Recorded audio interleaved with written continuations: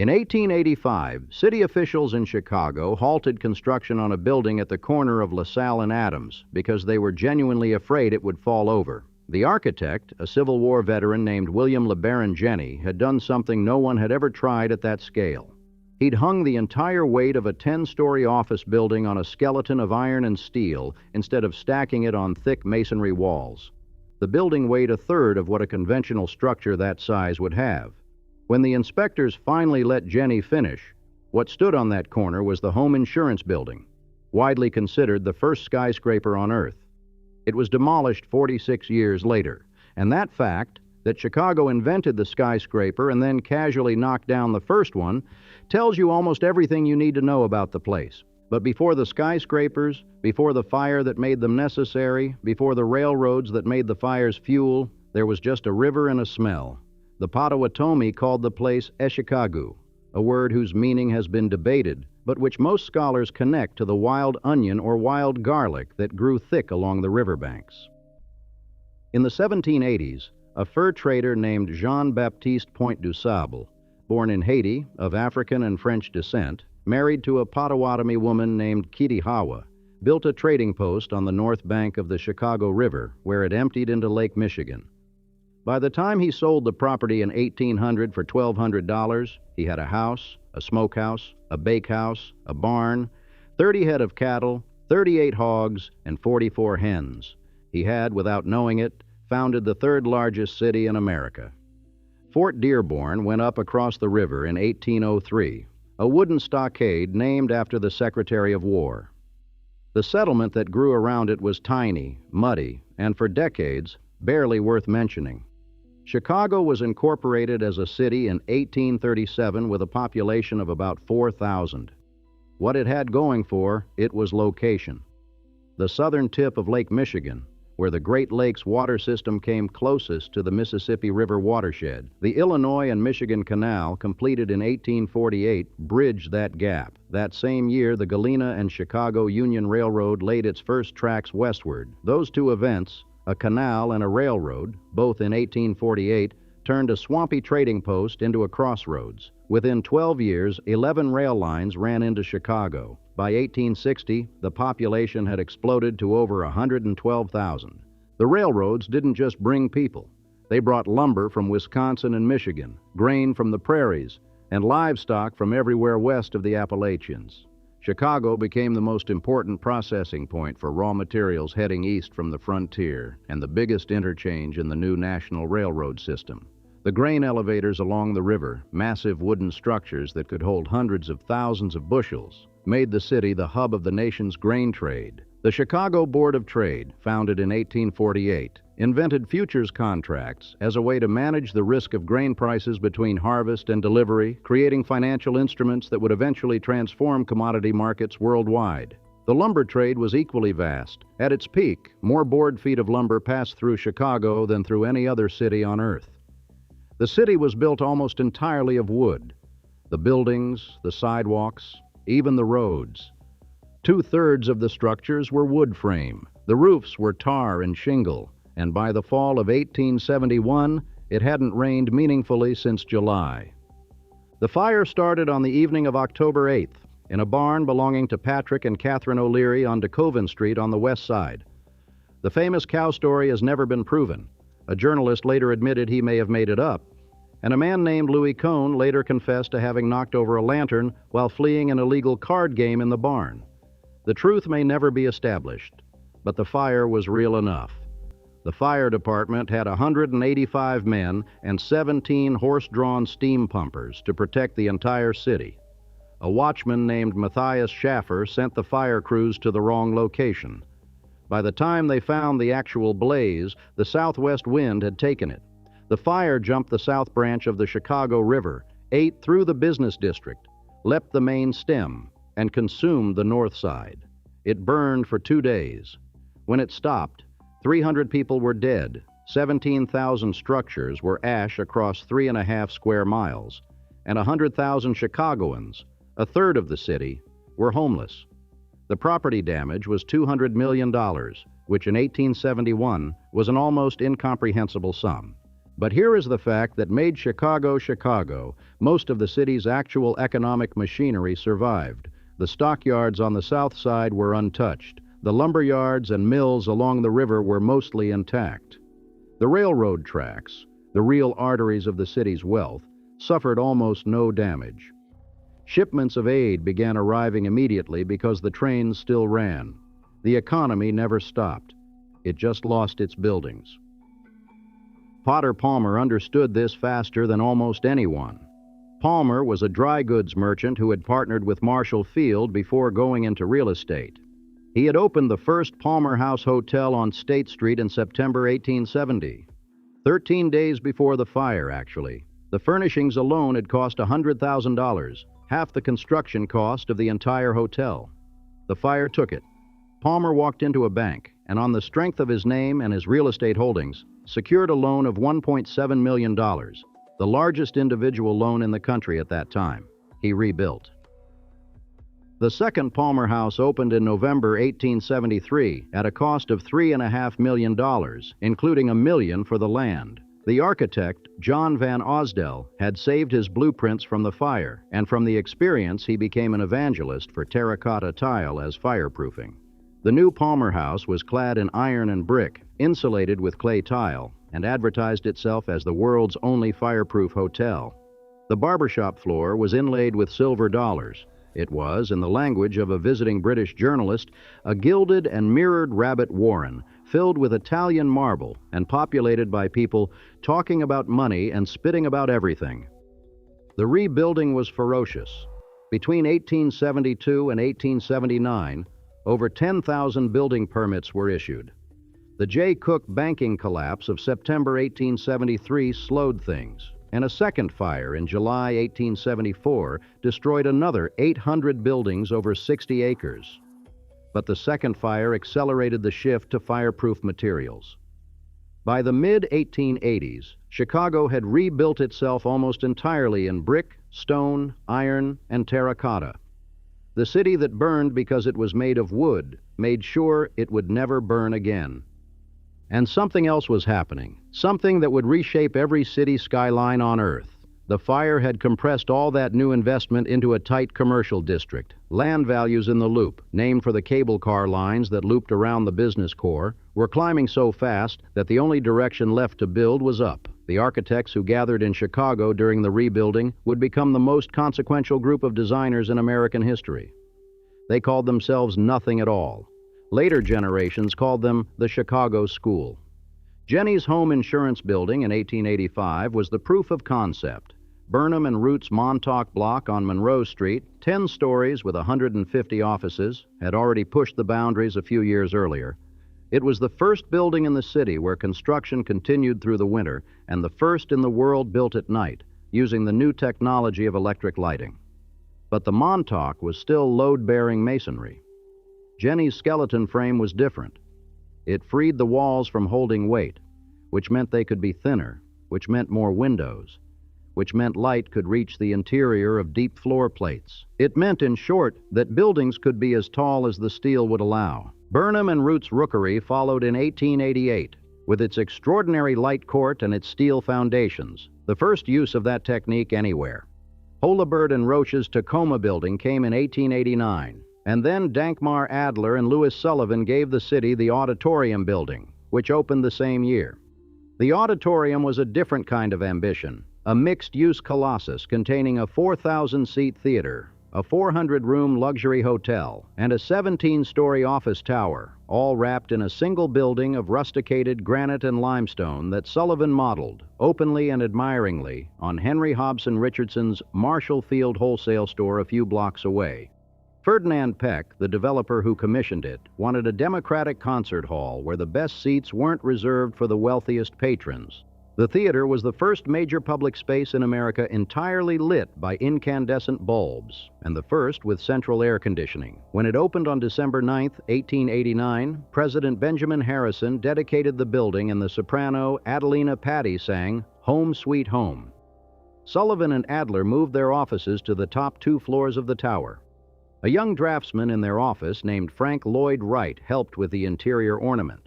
By 1890, Chicago's population had crossed 1 million, up from 300,000 just 19 years earlier. It was the second largest city in America and the fifth largest in the world, behind only London, New York, Paris, and Berlin, and it hadn't even been incorporated for 60 years.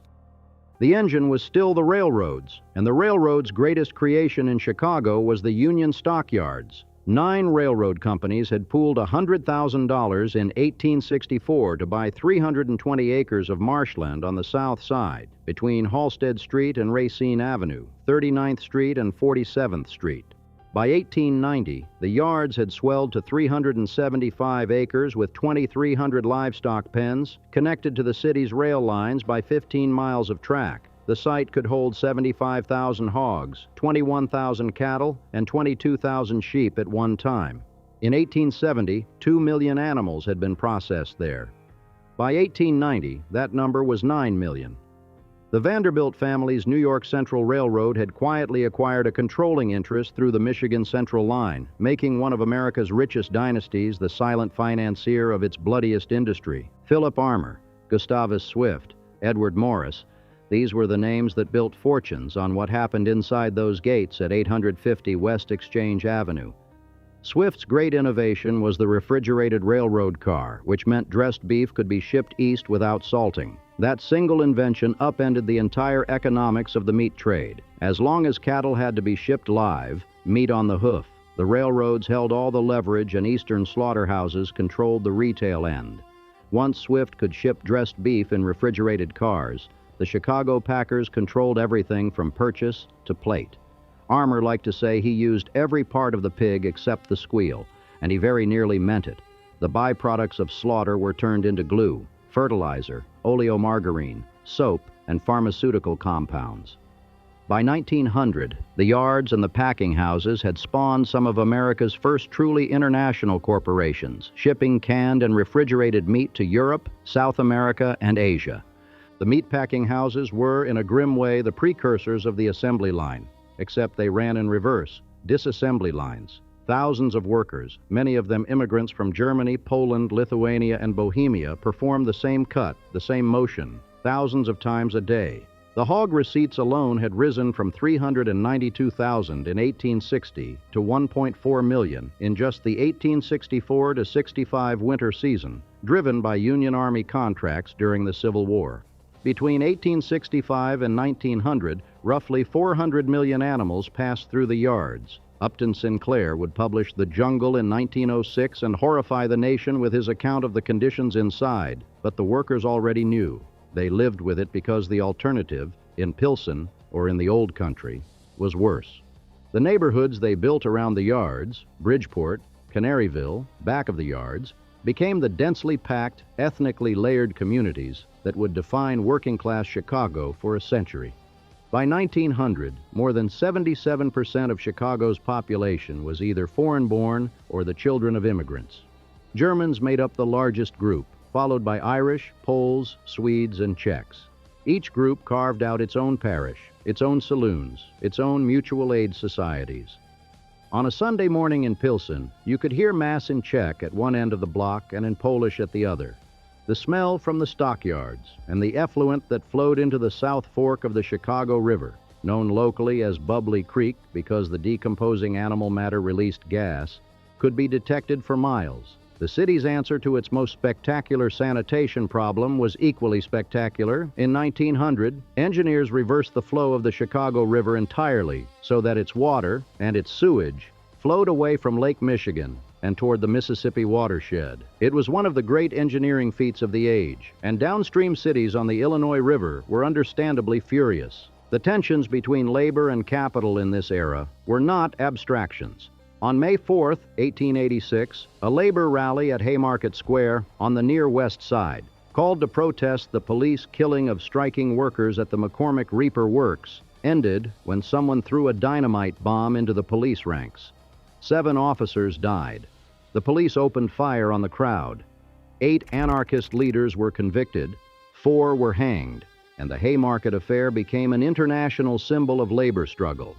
8 years later, in 1894, workers at George Pullman's model company town on the far south side where the sleeping car magnate controlled the housing, the stores, and even the church, went on strike when Pullman slashed wages by 25% but refused to lower rents. The strike spread to railroad workers nationwide. Federal troops were called in. Jane Addams and Ellen Gates Starr had already founded Hull House on Halsted Street in 1889, recognizing that the immigrant poor needed more than wages. They needed education, child care, and legal protection. The programs Hull House developed became the model for the entire field of social work. But the money was extraordinary, and money, in Gilded Age Chicago, demanded display. Potter Palmer's castle on Lakeshore Drive was finished in 1885, after 3 years of construction and a final cost that exceeded $1 million. His bookkeeper was instructed to stop recording charges when they passed $750,000, because Palmer preferred not to know the total.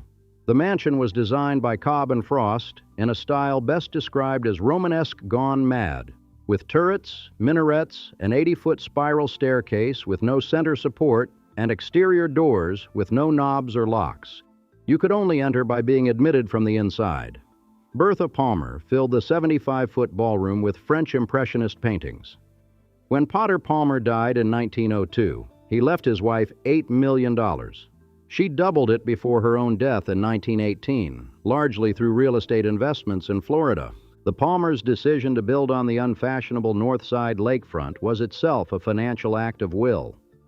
At the time, the wealthy lived on Prairie Avenue on the south side. Palmer bought half a mile of undeveloped lakefront, built his castle, then built dozens of homes nearby and sold them to the city's elite. Within a decade, the Gold Coast had replaced Prairie Avenue as Chicago's most prestigious address. Palmer had essentially manufactured a neighborhood and the real estate profits that went with it.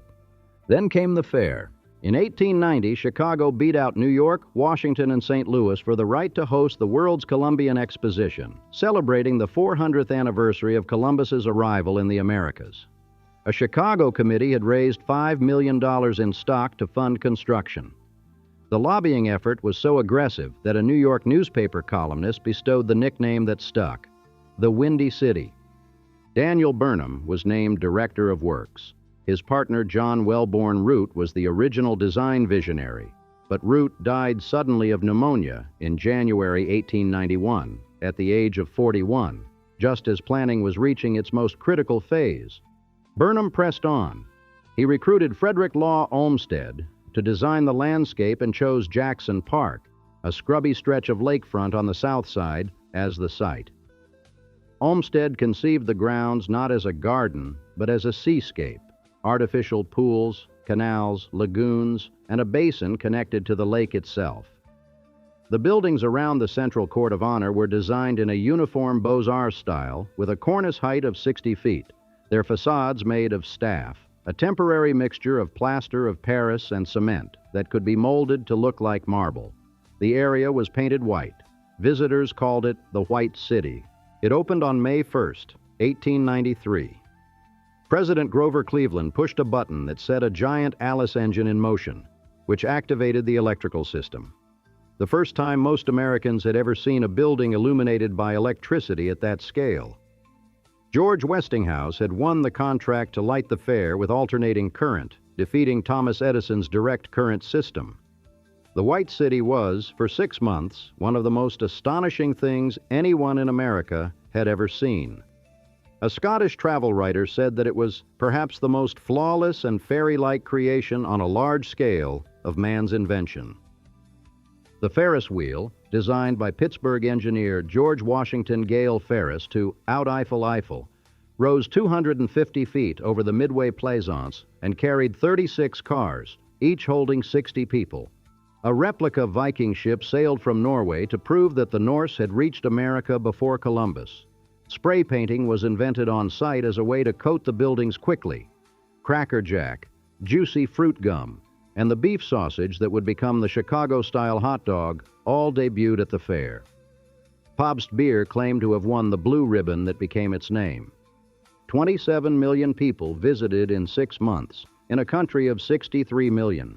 Families mortgaged farms and borrowed against life insurance policies to make the trip. A farmer was overheard telling his wife as they left, "Well, Susan, it paid. even if it did take all the burial money. The fair changed American architecture for decades. The Beaux-Arts neoclassicism of the White City, the columns, the symmetry, the sweeping civic grandeur, became the default style for courthouses, libraries, and public buildings across the country. Louis Sullivan, who had designed the fair's transportation building in his own organic style while the rest of the architects went classical, was bitterly disappointed. He would later write that the fair set back the development of American architecture by 50 years. The Museum of Science and Industry, which still stands in Jackson Park, is housed in the fair's original Palace of Fine Arts, the only major building constructed with permanent materials. The Art Institute of Chicago was also built for the fair, originally to house lectures and visiting scholars. But the White City was plaster. Within months of closing, much of it was destroyed by fire. The fair's final days had been shadowed by tragedy. Chicago's mayor, Carter Harrison, was shot and killed in his home by a deranged office seeker on October 28th, just 3 days before the fair closed. The buildings were designed to be temporary. That seems, looking back, almost too perfect a metaphor for a city that built and destroyed with equal enthusiasm. What followed the fair was 20 years of explosive growth and architectural ambition, the period that made Chicago look like Chicago. The population, which had been 1.7 million in 1900, reached 2.2 million by 1910 and 2.7 million by 1920. The Great Migration brought hundreds of thousands of African Americans from the Deep South, arriving at the old Central Station near the southern end of Grant Park, carrying suitcases and hopes shaped by letters from relatives who had come before them. The South Side's Bronzeville neighborhood became a city within a city, home to the Chicago Defender newspaper, which was mailed south by the tens of thousands and did as much as any single institution to accelerate the migration northward. Burnham, energized by the fair's success, would go on to create the 1909 Plan of Chicago with architect Edward Bennett, the first comprehensive urban plan in American history. The plan called for a continuous public lakefront. The lakefront by right belongs to the people, a system of parks and boulevards, widened streets, and new civic buildings. Much of it was realized. Michigan Avenue was widened and extended north across the river, transforming a quiet residential street called Pine Street into what would become the Magnificent Mile. The DuSable Bridge, with its 4 limestone pylons and its bas-relief panels depicting moments from Chicago's history, opened in 1920 and made the connection. Wacker Drive was built along the riverfront, a double-decked boulevard, trucks below, automobiles above, that Burnham had envisioned as a way to separate commercial traffic from the pleasure of looking at the river.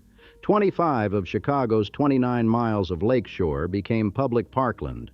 Grant Park alone covers 320 acres. The plan was commissioned by the Commercial Club, a group of businessmen, and financed largely by private money. A reminder that in Chicago, civic grandeur and private profit were never strangers to each other. Burnham himself did not live to see most of it realized. He died in 1912 at 65 in Heidelberg, Germany, but his admonition, "Make no little plans, for they have no magic to stir men's blood," became the city's unofficial creed. On State Street, the commercial heart of the city, the great department stores reached their full flowering. Marshall Field's flagship at State and Washington, designed by Burnham's firm, expanded in stages between 1892 and 1907, occupied an entire city block with 700,000 square feet of retail space and a Tiffany mosaic dome that remains one of the largest in the world. Field's was not just a store, it was a civic institution, a place where a shopgirl and a millionaire's wife browsed the same counters. On the same block of State Street, Louis Sullivan's Carson Peary Scott building went up in 1899, a masterpiece of the Chicago window, with broad panes of glass framed by the thinnest possible steel grid, and on the ground floor, the most extraordinary ornamental ironwork Sullivan ever produced. Dense, swirling, organic patterns in cast iron around the corner entrance at State and Madison, designed to be seen from both streets at once. A block north, the Masonic Temple, designed by Burnham and Root, rose 22 stories in 1892, the tallest building in the world for 2 years. It had 9 floors of retail, meeting rooms for the Freemasons at the top, and a rooftop garden with views over the lake. It was demolished in 1939. The Chicago Tribune deemed it Economically worthless because of its poor elevator service and the surplus of office space in the Loop. By the early 1900s, the commercial life of the Loop was layered and dense in a way that is difficult to recapture. State Street alone had 7 major department stores: Marshall Field's, Carson Peary Scott, the Fair Store, Mandel Brothers, the Boston Store, Rothschild's, and Siegel Cooper. On a weekday afternoon, the sidewalks between Randolph and Congress were so thick with shoppers, office workers, and delivery boys that walking a single block could take 10 minutes. The elevated rail, the L, wrapped the business district in a cage of iron, its trains thundering past second-story windows every few minutes, dropping sparks on the pedestrians below. Below the streets, a network of 60 miles of narrow-gauge freight tunnels completed in 1906 connected buildings to the rail terminals, moving coal, mail, and merchandise underground. A hidden city of electric locomotives and miniature rail cars that most Chicagoans never saw. Above the streets, pedestrian bridges linked department stores to L stations.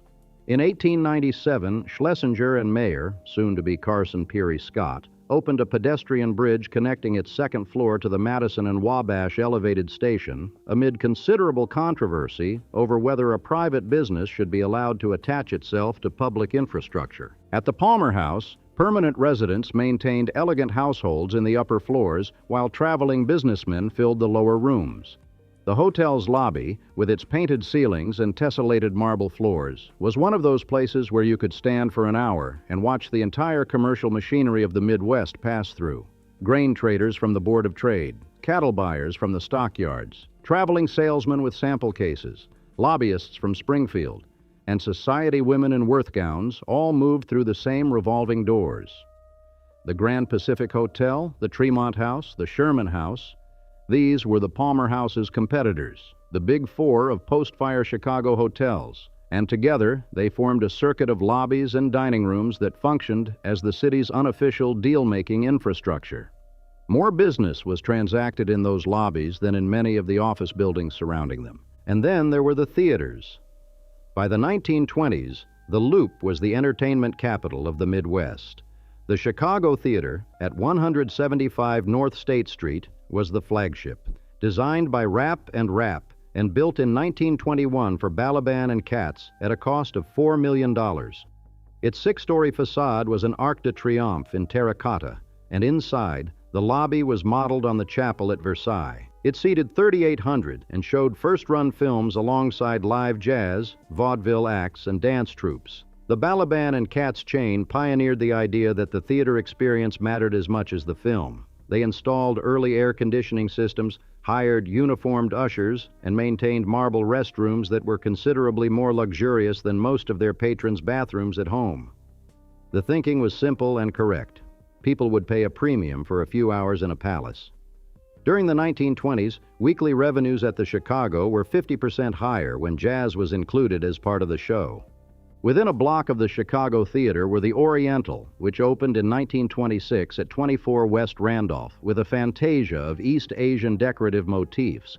The Roosevelt, across the street, which had opened the same year as the Chicago. The State Lake, which had cost $2.5 million in 1919. The Woods, at 54 West Randolph, designed by Marshall and Fox and the United Artists. The Cadillac Palace, at 151 West Randolph, specialized in vaudeville. The Illinois Theater, another Benjamin Marshall design, had opened in 1900 and would be demolished just 36 years later. The Iroquois Theater, also by Marshall, had opened in 1903 and almost immediately became the site of the deadliest theater fire in American history when an arc light ignited a curtain during a matinee performance, killing 602 people, more than twice the death toll of the Great Fire. On a Saturday night in 1928, you could stand on State Street between Randolph and Washington and see more electric light and more human traffic than almost anywhere else in America outside of Times Square. A dozen movie palaces, their marquees blazing, their lobbies open to the sidewalk, their orchestras tuning up for the evening's first show, the smell of roasting peanuts from a vendor's cart, a newsboy shouting the late edition, streetcars clanging past. Up at the Black Hawk Restaurant at 139 North Wabash, the house band was broadcasting live over WGN radio. Down at the Palmer House, the lobby hummed with traveling salesmen and conventioners. The whole machine of urban pleasure running at full tilt, powered by the wages of the stockyards and the steel mills and the railroads that connected this city to every other place in the country. The population peaked at 3.6 million in the 1950 census. Chicago was the second largest city in America, a position it had held for 60 years. It was the railroad hub of the nation. Union Station alone handled over 100,000 passengers a day at its height.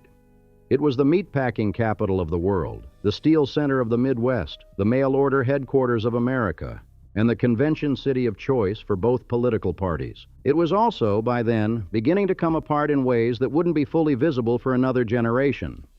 The Chicago theater's fortunes began to slip in the 1950s when antitrust lawsuits filed by neighborhood theaters ended the practice of releasing new movies in loop theaters first. Attendance fell. The great palaces that had depended on exclusivity found themselves competing with suburban drive-ins showing the same picture. The Woods Theater at 54 West Randolph held on until 1989, the last of the Loop's movie theaters to close. The Roosevelt and the United Artists were raised in the early 1980s to make way for the redevelopment of Block 37, a full city block that planners hoped would revitalize the Loop's stagnant retail trade. The buildings came down. The redevelopment faltered. The block sat empty for years. The stockyards had started to decline well before their official closure. The economics shifted as meatpacking moved west, closer to the cattle, to places like Kansas City and Omaha where land was cheaper and unions were weaker. Armour and Swift had already been decentralizing for decades. The Union stockyards processed their last livestock on July 31, 1971, 106 years after opening. The old limestone gate at 850 West Exchange Avenue, built in 1879 with a carved bull's head at the crown, still stands. It was designated a National Historic Landmark in 1981. The 375 acres behind it are now industrial parks and warehouses. The railroads declined as the automobile and the highway took over passenger and freight traffic. The great stations began to close. Dearborn Station, the oldest surviving station in Chicago, stopped regular service and sat empty for years before being converted to shops. The Northwestern Terminal on Madison Street, its barrel-vaulted waiting room lavished in terracotta and ornamental brick by architects Frost and Granger, was demolished in 1984 and replaced with a glass and steel office building. Union Station survived, but by the 1970s it was processing a fraction of its former traffic. The concourse was demolished. Only the head house, with its Corinthian columns and skylit waiting room, was spared. The population began draining out in the 1950s and never really stopped. The 1960 census showed the first decline. By 1990, Chicago had lost 600,000 people and fallen to third place behind Los Angeles. The suburbs pulled the white middle class outward.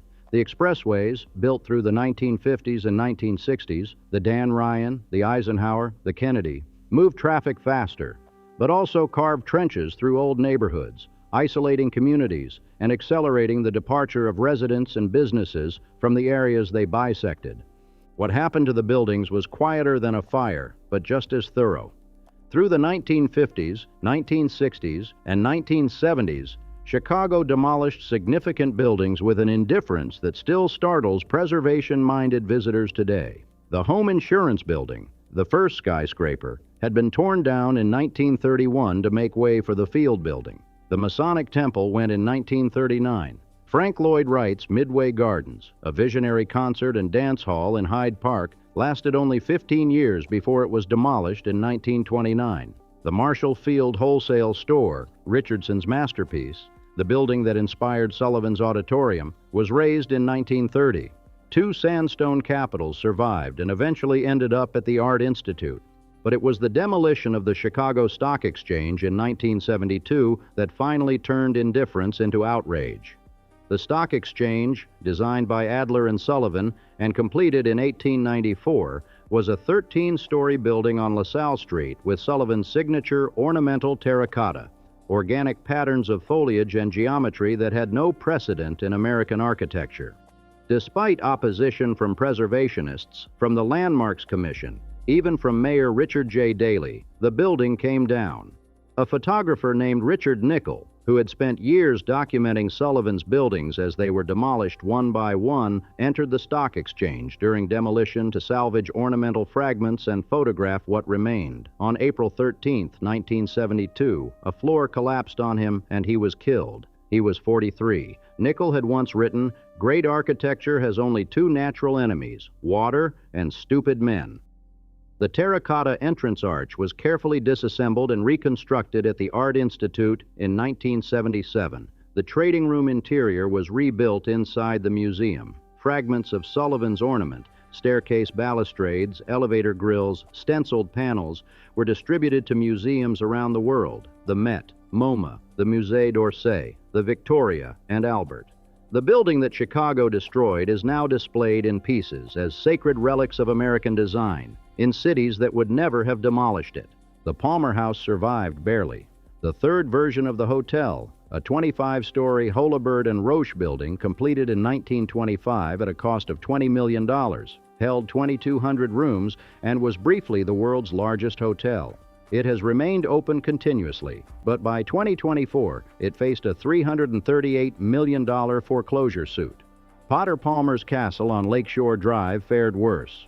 After Bertha Palmer's death, the mansion sat vacant for years. In 1950, it was demolished and replaced with two 22-story apartment towers housing 740 families. The Impressionist paintings Bertha had collected, the Monets, the Renoirs, the Degas, went to the Art Institute, where they remain. The furniture was auctioned. The Sullivan Center, the old Carson Peary Scott building, lost its original cornice around 1948, and Carson Peary Scott itself closed in 2006 after more than a century. The building stands, beautifully restored, its lower floors now occupied by a Target store. Sullivan's cast iron ornament still frames the corner entrance at State and Madison. Shoppers walk under it, carrying plastic bags. Chicago's population today is roughly 2.6 million, down more than 1 million from its 1950 peak, a loss equivalent to the entire population of Dallas. It has lost residents in 9 consecutive years. If current trends hold, Houston will soon surpass it as the nation's third largest city. The people leaving tend to be working class. The people arriving tend to be college-educated professionals. The city is becoming, in demographic terms, a different place than the one its buildings were built for. The Loop has reinvented itself as a residential neighborhood, something it never was during its commercial heyday. And the lakefront that Burnham fought for remains public and green and extraordinary. The city still has one of the great skylines on Earth. Mies van der Rohe's glass and steel towers along the lakefront represent a later chapter of architectural ambition, as important in their way as anything Sullivan or Burnham built. But the terracotta is what stays with you. That clay, fired and glazed and carved into shapes that no one had imagined before. Sullivan's organic swirls, the Rookery's honeyed ornament, the Palmer House's fireproof cladding, was Chicago's signature material, the product of a city that had learned the hard way what fire could do to wood and then resolved to build something that would last. The Northwestern Terracotta Company, which produced Sullivan's ornament for the stock exchange, was one of the largest firms of its kind in the world. It went bankrupt in the 1950s. Its factory on Clybourne Avenue was demolished. Terracotta is expensive to produce, difficult to repair, and incompatible with the curtain wall construction that replaced it. The material Chicago perfected to survive fire could not survive economics. The stock exchange arch stands outside the Art Institute, on a small plaza at the corner of Monroe and Columbus. It is perhaps 10 feet tall, buff-colored, dense with Sullivan's carved ornament, leaves and tendrils and geometric forms emerging from the clay as if the stone itself were growing. Buses pass on Columbus Drive. Tourists walk by without noticing. The arch has no building behind it. It frames only air. It is, in a way that Sullivan would have understood but probably would not have accepted, the most honest monument the city could have given itself, a door to something that is no longer there.